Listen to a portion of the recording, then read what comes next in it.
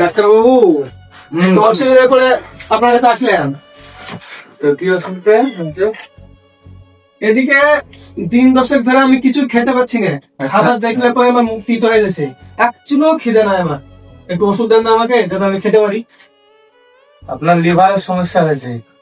লিভারের সমস্যা হলে লিভারের ওষুধ দিতে হবে, তাই দেন। ঠিক আছে, একটা ওষুধ আছে, জেনুইন ওষুধ আপনারা দিচ্ছি, নিয়ে যে খান, আশা করি খিদা আপনার হবে। দেন।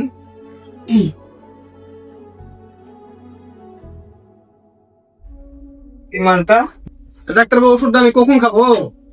ভাত খাওয়ার পরে দিনে 3 বার করে খাবেন, 7.5 করে। কি ব্যাপার, মাখছেন কেন?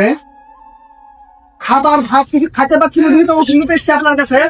আপনি এবার বলছেন ভাত খাওয়ার পরে খাইতে, খাবো না, দিব না আপনার ওষুধ।